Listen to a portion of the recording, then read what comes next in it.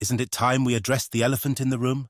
The truth is that France's so-called reform of its Africa policy under President Emmanuel Macron has been nothing but a continuation of the same neo-colonial strategies that have plagued the continent for decades.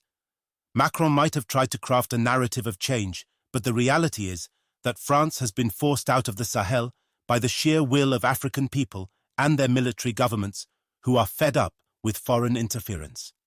The military withdrawal from Mali in 2022, followed by the withdrawal from Burkina Faso in 2023, and the upcoming exit from Niger in late 2023, isn't a sign of France's goodwill or a strategic shift.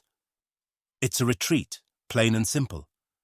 A retreat prompted not by a change of heart, but by the undeniable fact that the Sahel nations have had enough of France's failed policies, empty promises, and the continued plundering of African resources under the guise of security cooperation.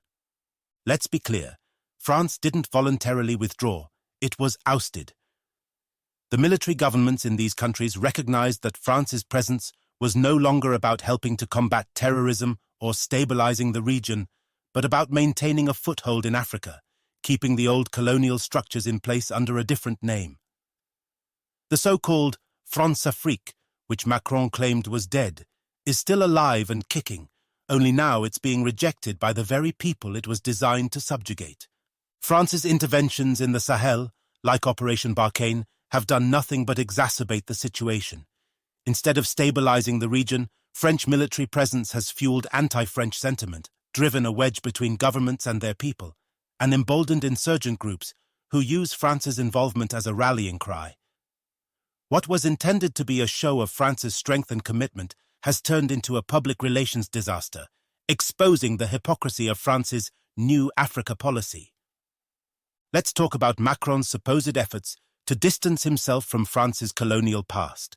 His approach to rewriting history, offering apologies for colonial crimes, and promising the restitution of stolen African artifacts are nothing more than distractions. These gestures are empty, meant to placate a growing African consciousness that sees through the veneer of French benevolence. Macron's narrative of change crumbles when faced with the stark reality that France continues to act as a neo-colonial power, dictating economic and political terms to African nations. Take, for instance, the reform of the CFA franc. This currency, a relic of colonialism, has shackled West African economies for decades, yet Macron's so-called reform is nothing but a cosmetic change. Yes, the obligation for the West African Central Bank to deposit 50% of its reserves with the French Central Bank was lifted, and yes, France no longer has representation in the UEMOA's supervisory bodies. But the currency is still pegged to the euro, and France still guarantees a fixed exchange rate. This isn't a reform. It's a continuation of the same economic stranglehold that has kept these nations dependent on France. Critics rightly see these changes as a pseudo-reform, especially since the measures were not agreed upon within the framework of the Economic Community of West African States, ECOWAS.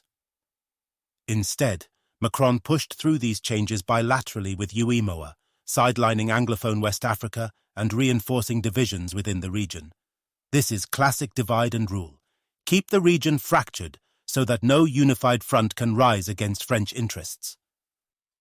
And what about Macron's grand summitry, like the Financing African Economies Summit in Paris or the follow-up Summit for a New Global Financing Pact? These were nothing more than staged performances to paint France as a champion of African development. Yet, these summits produced little more than empty promises and platitudes. The reality is that France's aid to Africa has been dwindling, and what aid there is tied to French economic interests, not the development needs of African countries. The so-called modernization of France's development cooperation is another area where the gap between rhetoric and reality is glaring. Macron's government might have increased official development assistance, ODA, slightly, but the beneficiaries are still primarily countries with strategic importance to France, like Morocco, Côte d'Ivoire, and Tunisia, not the poorest nations in need. Even within sub-Saharan Africa, the Sahel, a region supposedly at the center of French policy, receives a pitiful fraction of French aid. Macron's approach to the politics of memory, his supposed reckoning with France's colonial past is equally hollow. His acknowledgement of France's crimes in Algeria, Rwanda, and Cameroon is calculated, designed to deflect growing resentment rather than genuinely atone for past atrocities.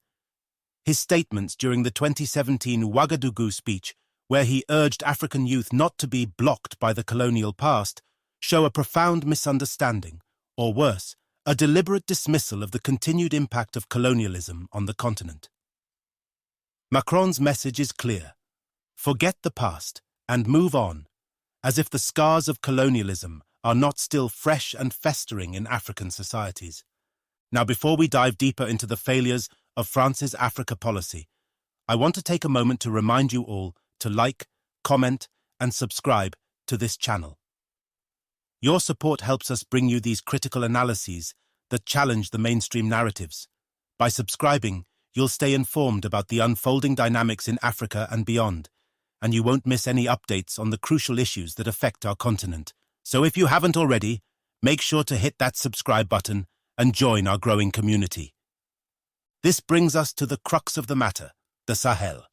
Macron's so-called reformist credentials are nowhere to be seen in his handling of the Sahel crisis. Instead of pulling out and admitting the failure of France's military interventions, Macron clung to the hope that a rebranded Operation Barkhane would salvage France's influence in the region.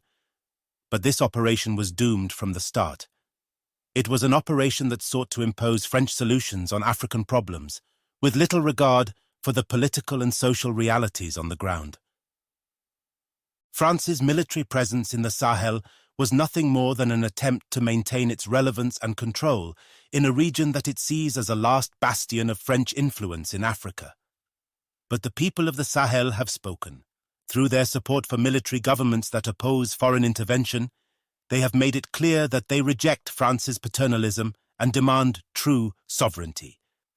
The military governments in Mali, Burkina Faso, and Niger have taken the bold step of standing up to France, rejecting its so-called help, and charting their own course. These governments represent the will of their people, who are tired of being dictated to by a foreign power that claims to have their best interests at heart while exploiting their resources and undermining their sovereignty. The withdrawal of French troops from the Sahel marks the beginning of a new era, an era where African nations refuse to be pawns in the geopolitical games of former colonial powers. The Sahel is leading the way, showing that it is possible to break free from the chains of neocolonialism and assert true independence. In the end, Macron's Africa policy will be remembered not for the reforms he claimed to have made, but for the historic failure it represents. France's retreat from the Sahel is a victory for the people of Africa, a victory for those who have fought for decades to reclaim their sovereignty. The future of Africa belongs to Africans, and no former colonial power, no matter how powerful, can stand in the way of that inevitable truth. Now, more than ever, it is crucial for the international community to respect the choices of the Sahel nations and to support their right to determine their own destinies. The age of colonialism, both old and new, is over, and the time for a truly independent Africa has arrived. The Sahel has lit the torch of freedom, and it is up to all of Africa to carry it forward. Remember, your voice matters too, so make sure to drop a comment below with your thoughts on France's role in Africa. What do you think about the military governments in the Sahel? Do you believe the region is better off without French intervention? We'd love to hear your opinions, so let's get the conversation started in the comments. And if you found this analysis insightful, don't forget to share it with your network. Lastly, if you're new to this channel, or if you've been watching our content for a while, make sure you hit that subscribe button.